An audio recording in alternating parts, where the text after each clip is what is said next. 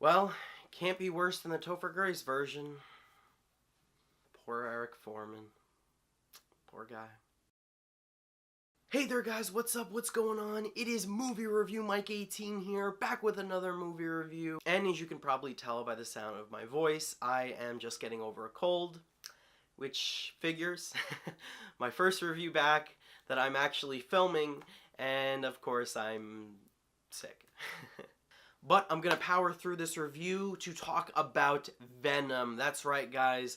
This is the first standalone film of the famous comic book character Venom that we have gotten. This is not the first big screen appearance of Venom, but it's his own movie, so that's progress. So guys, Venom follows investigative journalist Eddie Brock, played by Tom Hardy. He basically is this big hotshot like reporter who always brings out these breaking stories. He has his own like web series, TV series show. He's doing pretty darn good. He's dating Michelle Williams, so life is pretty damn good for him. So everything changes for him when he's given the opportunity to interview Carlton Drake, the founder of the Life Foundation, a sort of scientific corporation that is doing some very unethical experimentation. So he uncovers the dark, dirty little secrets in the corporation concerning the alien symbiote known as Venom. So a little bit of a background on Venom. Wow, they've been trying to make this movie several times for over 20 years, as a matter of fact. David S. Goyer, who's been big in the DC universe, actually wrote a script for this movie back in 1997. 10 years after that, we did get Venom in a movie, and that was Spider-Man 3, a movie that a lot of people did not react very positively towards. A lot of people did not like the portrayal of Venom in that film at all, and therefore his reputation was a little bit tarnished in the big screen. The MCU sort of took over the character of Spider-Man with Sony still attached, and they went their own route with Spider-Man, making the Tom Holland series, and now they're focusing on that. But Sony was like, nope, we still want to do our own universe, so screw it. Let's just do our own separate universe, separate from the MCU, and now we have Venom.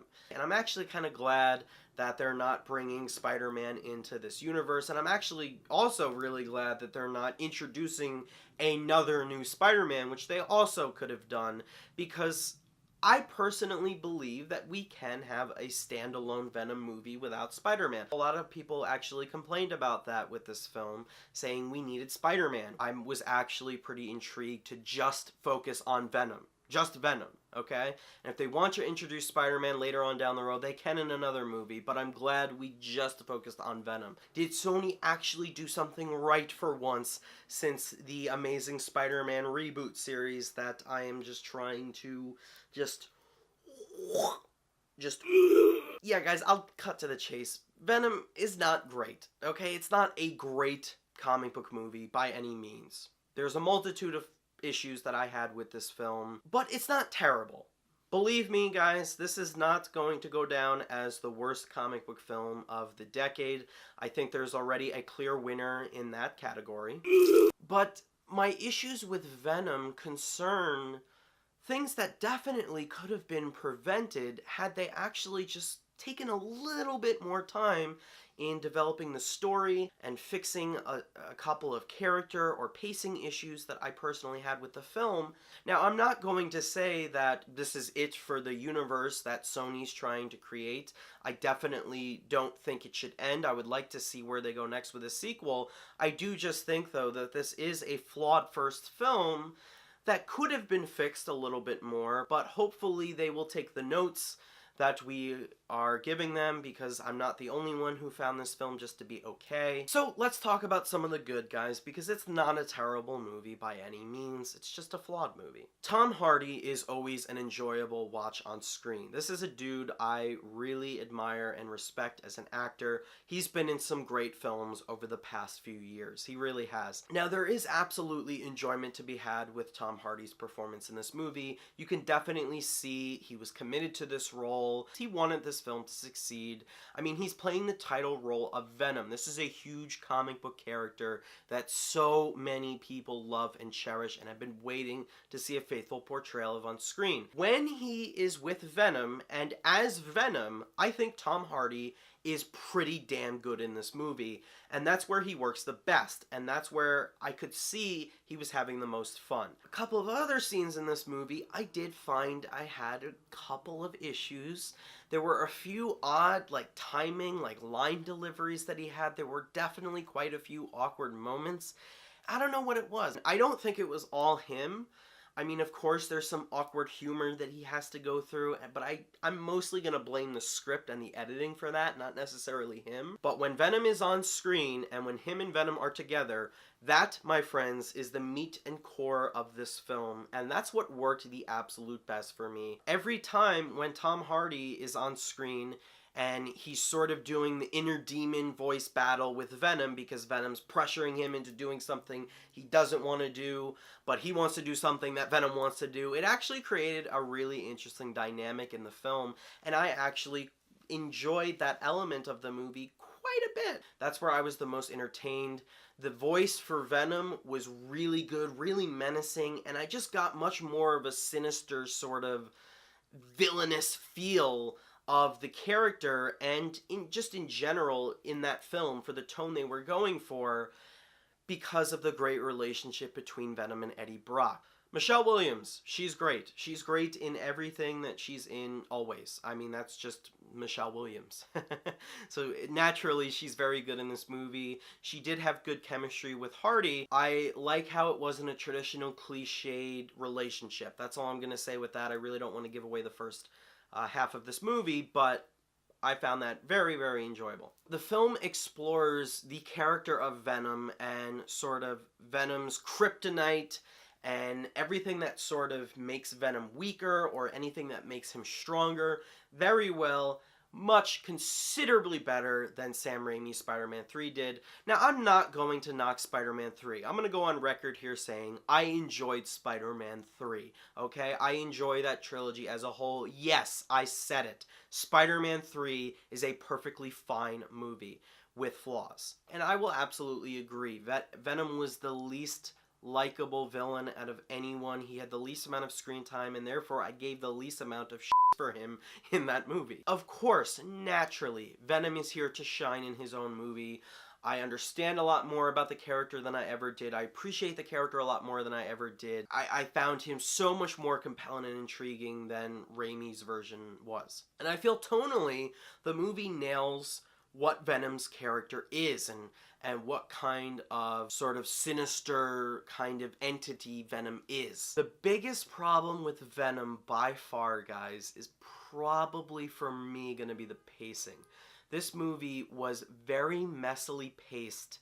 The first half of this movie feels very rushed, like they're trying to set up so much, but we don't really spend a lot of time with the characters, or there really aren't enough character-driven moments for me to really sympathize with a lot of the characters, which definitely kept me from sort of latching onto them like I wanted to. I wanted to like Eddie Brock even more than I did, but we didn't get enough moments that defined who he was as a person, in my opinion, in the first half. The pacing in the movie got even worse for me when Venom actually came into the movie. That's definitely the most messy and clunky, because it seems like we're just rushing the relationship. And while I was invested into it because of how it was handled, I would have been even more invested into it if it spent time and gave Eddie sort of more reasoning to sort of side with Venom. Why does he actually decide to keep this symbiote with him, in him? I missed that moment that sort of made him say, yes, I'm gonna roll with this. The film was definitely tonally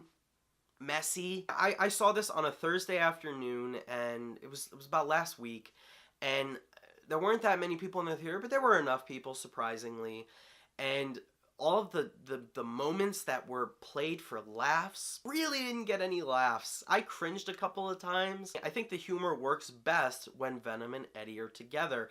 Any other time, though, it kind of just feels forced. Alright, so let's talk about Riz Ahmed for a second. Now, this is an actor I really, really like. Now, he's playing Carlton Drake in this, and I don't know what it was, guys, but something just didn't click with me for him. I don't know if it was the writing or the editing or both, or just the casting. I didn't feel that he fit this role like I thought he was going to. He's supposed to be playing this very intimidating sort of, unethical, immoral, business, scientific tycoon. I get half of that, but I really didn't find him that intimidating at all, quite honestly, and that kind of took me out of the movie. I've seen this guy not only as, the sort of meek, very soft-spoken man that he was in Nightcrawler and in The Night Of, but The Night Of, he brought that range. He became such a dynamic character in that series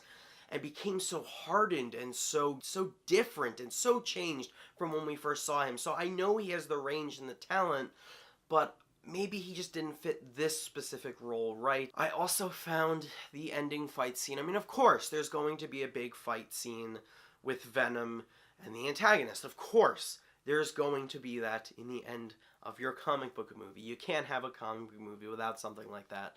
And I did not care for it one bit. The CGI, the cutting, I don't know what it was, but the CGI was really messy, very confusing, almost headache-inducing at times, and the cutting was not really that good. It was like quickly cut together, and I really couldn't tell what was going on. It was very incoherent, and I honestly checked out of the last scene. Now, I actually saw this movie with my brother. We were watching the scene where we first see Venom in his symbiote form, which is such a great moment. My brother leans over to me and whispers and says, "Man, I really wish this was rated R." And then I said to myself, you know what? I agree with him. I really wish Sony took the chance and gave Venom the hardcore R rating I think it deserved. They could have gone further with the dialogue and maybe thrown in some vulgarities in there, but they also could have gone so much further with the gore and violence, which I think would have helped the character of Venom a little bit more for me. I'm not saying to overdo it with the gore, but a little bit more would have been nice. Some blood is better than almost zero blood. They could have gone the Logan route. They definitely could have, but they didn't. And yeah, it probably would have hurt their box office take. It definitely could have.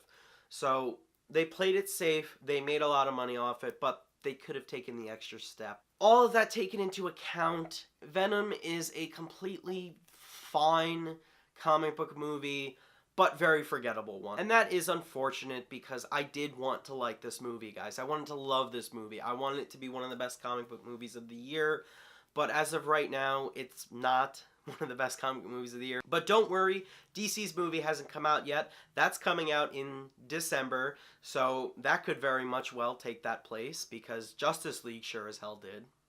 In the end, guys, I am going to give Venom a solid meh grade of a 2.5 out of 5 stars, or a grade of a C. I would recommend renting it or watching it really dirt cheap, but I would not recommend spending full price on it. It's really not all that worth it, in my opinion. Also, one of the best parts of this movie is actually the post-credit scene. The post-credit scene is great, and it actually gave me a little bit of faith going forward, and maybe they can right the wrongs that they've done with this film in the next installment. It's about damn time is all I'm gonna say. So guys, there you have it. Those are my thoughts on Venom. If you guys have seen the movie, what did you think about it? Let me know down below in the comments. Is it better than Spider-Man 3?